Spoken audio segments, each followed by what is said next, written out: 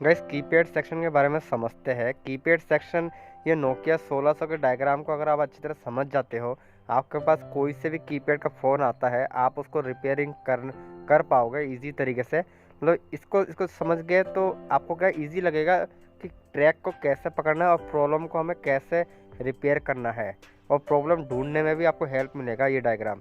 फिलहाल ये देख रहे हो, ये पावर स्विच का ट्रैक है जो कि एक फ़िल्टर में जा रहा है। इसको हम साइड में कर देते हैं क्योंकि इसके बारे में हमने पहले कर लिए थे।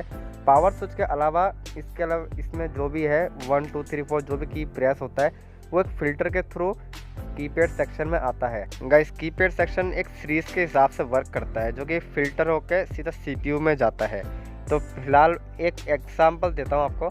जैसे कि कोई से भी एक बटन मान लो ये 3 नंबर का बटन है और ये 3 नंबर का बटन है। ये 3 नंबर का बटन देख सकते हो, एक लाइन तो जा रहा है नीचे की तरफ और एक लाइन जा रहा है ऊपर की तरफ फ़िल्टर में।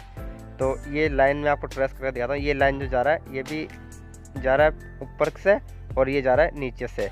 ये दोनों लाइन जो जा रहा है ये दोनों लाइन फ़िल्टर में जा रहा है, लेकिन इसमें कॉम्बिनेशन क्या है, ये 3 नंबर का लाइन को अगर आप अच्छी तरह देखोगे तो पहले तो ये दिखाता हूँ कि सीपीयू में जाता है कि नहीं जाता। ये देखो यहाँ से फ़िल्टर होकर ये यूपीपी लिखा हुआ है, इसका मतलब ये है कि सीपीयू में जा रहा है कनेक्शन। अब वापस उसमें दिखाता हूँ। ये जो फ़िल्टर है, ये फ़िल्टर का नंबर क्या है, Z2400 नाम का ये फ़िल्टर आईसी है जो कि 12 पिन का कुछ है। अभी इसको मैं आपको उसमें दिखाता हूँ मोबाइल के पीसी के डायग्राम में।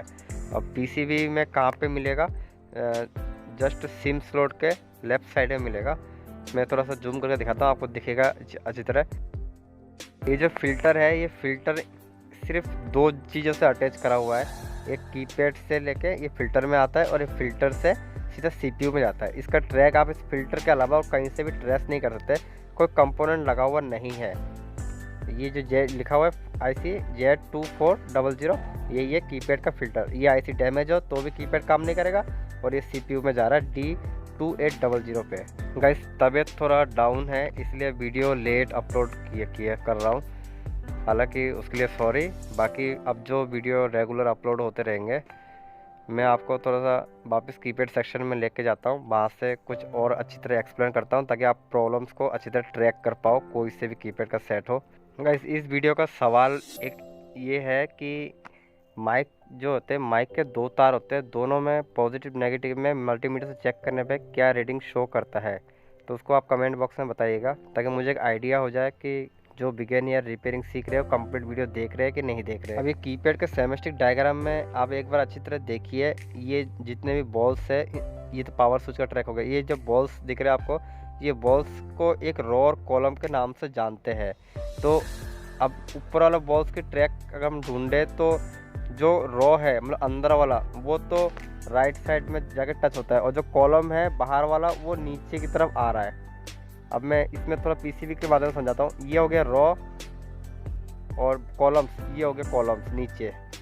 कहने का मतलब है प्लस के चिन्ह के हिसाब से वर्किंग करता है और ये सब सीरीज वाइज से लगे हुए हैं। मैं मल्टीमीटर को बजर के मोड पे लेता हूँ। लेने के बाद में आपको थोड़ा सा एक एग्जांपल देता हूँ। जैसे कि हमने चेक किए थे रो वाले को एक सीरीज़ में लगाया गया, तो अगर मैं 1 नंबर का रो में टच करूँगा और 2 नंबर पे कॉलम टच कर रहा हूँ तो साउंड आ रहा है, और इसमें साउंड नहीं आ रहा। लेकिन इसी चीज़ का अब मैं 3 नंबर में भी चेक करूँगा कॉलम में तो साउंड आएगा। ये देखो साउंड आ रहा है, हालांकि आपको सुना नहीं पा रहा मल्टीमीटर साउंड, मगर साउंड आ रहा है। अब जो रो वाला है उसको मैं नीचे की तरफ सीरीज़ में चेक कर रहा हूँ तो साउंड आ रहा है, लेकिन अगर मैं उसको इधर से भी चेक करूँगा तो भी साउंड आएगा बीच के। कहने का मतलब ये सब जुड़े हुए हैं आपस में। 3 नंबर को 6 नंबर से और 6 को नीचे से, ये भी सब जुड़े हुए हैं। कहने का मतलब है जो अंदर वाला है वो सब सीरीज़ में जुड़े हुए हैं और जो बाहर वाला है वो इस तरह राइट साइड में जो सीरीज़ है उसमें जुड़े हुए हैं।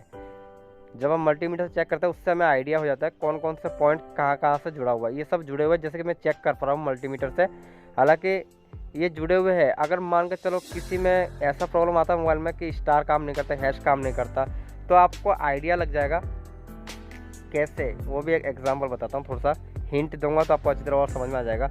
ये सब सेमेस्टिक में तो दिख ही रहा है आपको जुड़े हुए हैं, और मैंने मल्टीमीटर से चेक करा किस किस तरीके से जुड़े हुए हैं।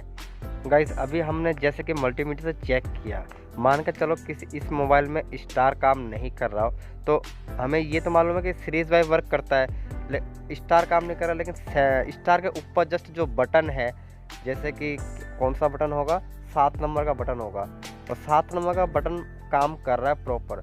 तो 7 नंबर और स्टार से जुड़ा हुआ है सीरीज़, क्योंकि हमने सीरीज़ में चेक किए थे। तो ये मैं एक और एग्जाम्पल, जैसे 1 नंबर और ये 2 नंबर में टच कर रहा हूँ बाहर कॉलम में, तो मान के चलो 3 नंबर का काम नहीं कर रहा, तो हम क्या करेंगे, 2 नंबर से 3 नंबर पे जंपर मारेंगे। हालांकि वो डिपेंड करता है कि कौन से रो में सप्लाई नहीं आता या कॉलम में सप्लाई नहीं आता, उस चीज़ को हम डिपेंड करेगा। अभी जैसे देख पा रहे हो, मैं चेक क्या कर रहा हूँ, एक को ग्राउंड में रखा हूँ और जो स्टार वाला बटन है उसमें इंटरनल रो वाले में सप्लाई आ रहा है और कॉलम में भी सप्लाई आ रहा है। अगर मान लो कॉलम रो में सप्लाई नहीं आता, तो हम क्या करेंगे, 7 नंबर से जंपर मार देंगे उसके रो वाले कॉलम में, स्टार वाले में। तो क्या होगा कि हमारा कीपैड जो है वर्किंग करने लग जाएगा। एक मेथड ऐसा भी है, फिल्टर अगर ख़राब होता है तो फिल्टर का भी जंपर लगता है, वो मैं आपको अभी दिखाता हूँ। जैसे कि आप डिस्प्ले में देख पा रहे हो, इस तरीके से फिल्टर का जंपर लगता है, लेकिन हर मोबाइल में नहीं लगता इस तरीके से जंपर। लेकिन गाइस उसके लिए जंपर मारना आना चाहिए, इसलिए कहता हूँ प्रैक्टिस करो जंपर की।